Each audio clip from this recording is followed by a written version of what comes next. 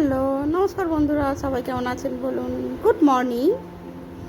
আজকে ধোঁকা করব, তবে এটা গিটসের ধোঁকা। আমি গিফটস বলতাম আগে, দেখছি গিটস নামটা দেখলাম গিটস। আমি এডিট করতে করতে দেখলাম নামটা গিটস। তো তার জন্য জল গরম করেছি, ধোঁকার প্যাকেট। আমি ধোঁকা বানাই না কিন্তু বাড়িতে, অত আমি খাটতে পারবো নাই, ওই মরেই পাগল হয়ে যাচ্ছি। দিয়ে প্যাকেটটা থেকে ধোঁকাটা অল্প গরম জল করে গুলে নিলাম আর কি। এবার বলবেন এত কেন পাতলা করেছি, এটা খানিকক্ষণ পরে একটু একটু চাপ হয়ে যাবে। আর তাছাড়া এটা যখন ভাজবো, ভাজতে ভাজতে এটা মানে ঠিকঠাক পজিশনে চলে আসবে। আর এইটা আমি এই যে দেখছেন কতটা ইয়ে হয়ে গেছে, থিকনেস চলে এসছে।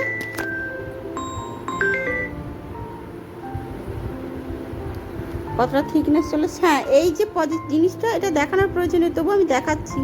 কেন জানেন, এই তেলটা ভালো করে অল্প তেল দিয়ে যখন ধোঁকাটা ভাজবেন, তার আগে তেল দিয়ে তেল দিয়ে ভালো করে কড়াইটাকে ইয়ে করে নেবেন।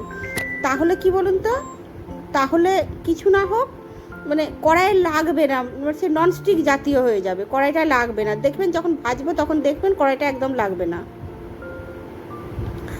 তা না হলে কি প্রবলেম হবে বলুন তো, ধোঁকা এত কড়াইয়ে লেগে যায় না বাবা। বাকিটা ফেলবো না, ওটা জল দিয়ে রেখে দিলাম, এই জলটাই দিয়ে দেবো যখন ইয়ে করব।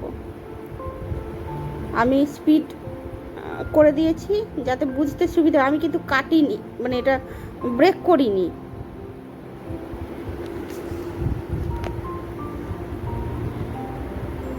এডিট করার সময় স্পিড করে দিয়েছিলাম যাতে বুঝতে সুবিধা হয়। দেখছেন কেমন লেগে লেগে যাচ্ছে, তাও তবু এই যে লেগে যাচ্ছে, তেলটা ছিল বলে না ওটা উঠে যাচ্ছে। যে ওটা তেলটা না বুলানো থাকতো, ওটা একদম উঠতো না। কি বলবো, ধোঁকা ভাজা ধোঁকা। আর এটা তেলটা মাখিনি দিয়ে বলছি, ওই মটরশুঁটির কচুরি ধোঁকাটা তো এটাতেই ইয়ে করবো, ঢালবো। ওই জন্য এরকম থালা নেবেন, তাহলে সুবিধা হয়।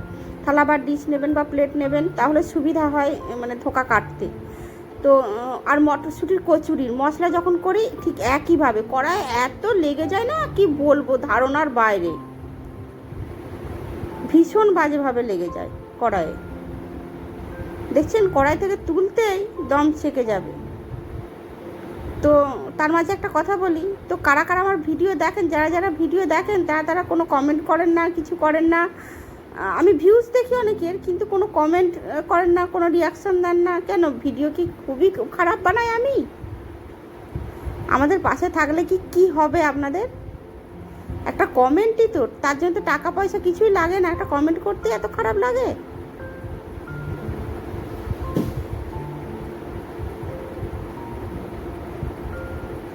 দেখুন না, কড়াই এক ফোঁটা লাগেনি।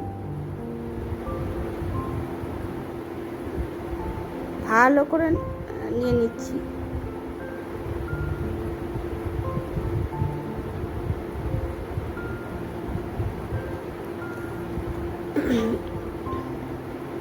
দিয়ে এই যে এইভাবে মাখানোর সময় পারলে একটু আটা ময়দার মতো মেখে নেবেন। আমি মাখিনি, আপনারা একটু মেখে নেবেন, তাহলে দেখবেন এটা ধোঁকাটা মেলতে ভীষণ সুবিধা হয়।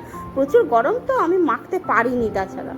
আর আমার ভীষণ তাড়াও ছিল, একটু মেখে নিলে না আটা ময়দার মতো ভীষণ সুবিধা হয় ধোঁকাটা ভাজার সময়।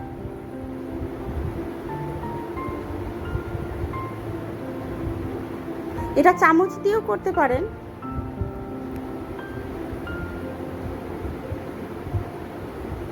তবে আমি হাতে করে মেলে আমার মনে হয় যেন আমার সুবিধা হয়।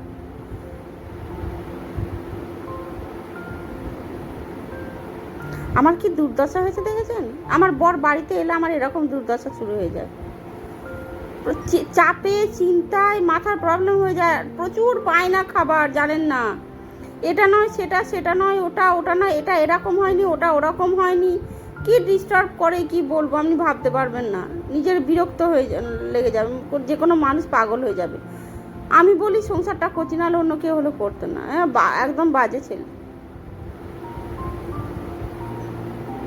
মেলে দিলাম, ধোঁকাটা মেলে দিয়ে খানিকক্ষণ রেখে দেবেন। আমি সেই ফাঁকে চান করতে, পুজো করতে চলে গিয়েছিলাম।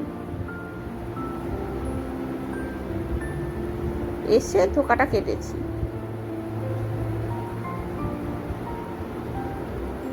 ছুরিটায় অল্প তেল মাখিয়ে নেবেন, সুবিধা হবে। এটা খুন্তি দিয়েও কাটতে পারেন, খুন্তি দিয়ে কাটলে খুব ভালো হয় ছুরি দিয়ে থেকে।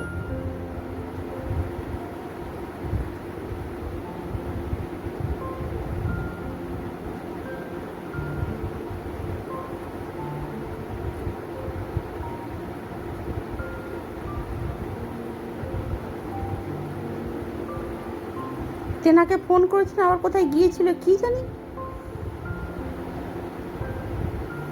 জাস্ট বিরক্তিকর, পুরো পাগল হয়ে যাবেন।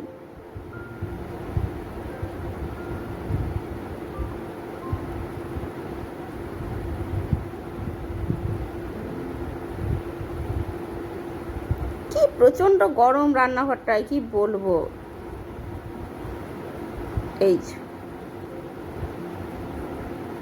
এইভাবে ঠিক আলতো করে তুলে নেবেন, খুব সফট কিন্তু খুব সাবধানে তুলবেন। এই দেখুন এরকম থিকনেস আসবে একটা। আমি গোটা এক প্যাকেট ধোকাতে প্রায় 15-20 পিস মতো হয়েছিল, এরকম একটা থিকনেস এসেছে আমার। একটু পাতলাই করেছি।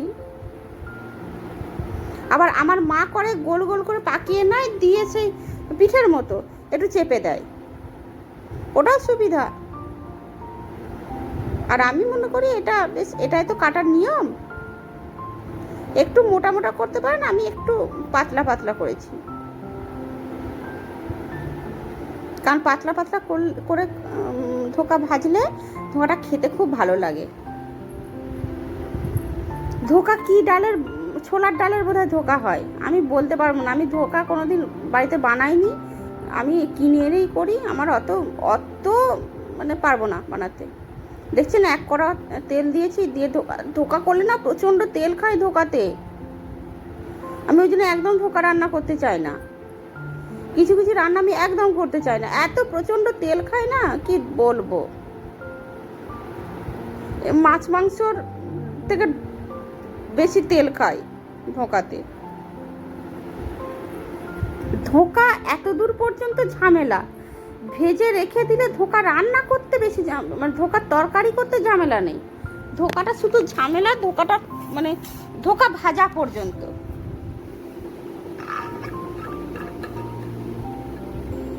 ভালো করে একটা দিক ভাজা হলে তারপর উল্টাবেন।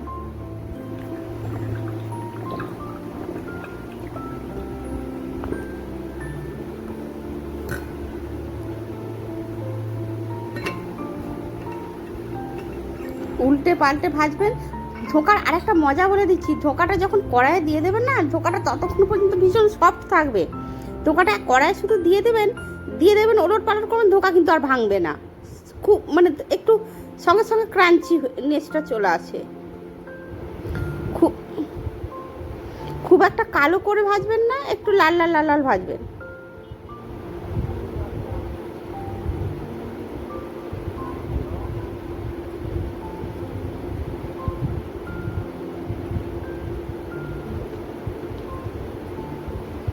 এরকমভাবে মোটামুটি সবগুলোই ভেজে নেব।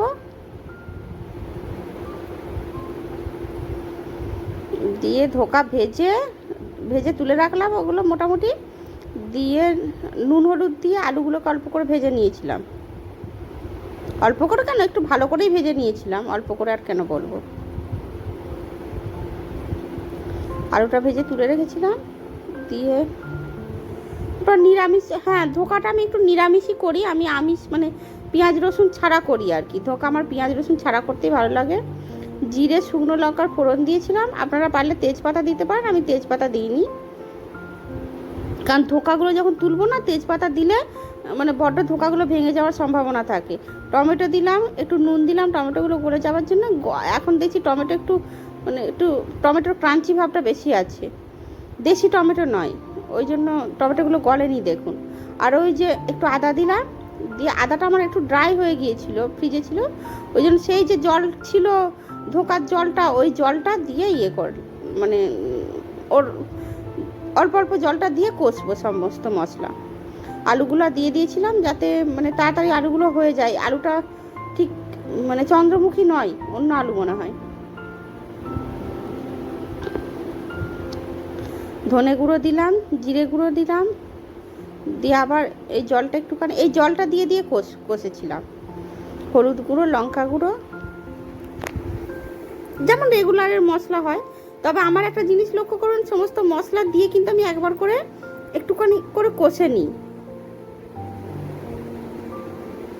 হ্যাঁ, একটু বেশি করে মিষ্টি দেবেন, ধোকাতে একটু বেশি করে মিষ্টি দিলে ভালো লাগে। তবে যারা সুগার রুগীরা দেবেন না, আমরা যাদের সুগার নেই তারা দেবেন। একটু সবজি মশলা আমার বাড়িতে বানানো দিয়েছিলাম, একটু গরম মশলা দিয়েছিলাম।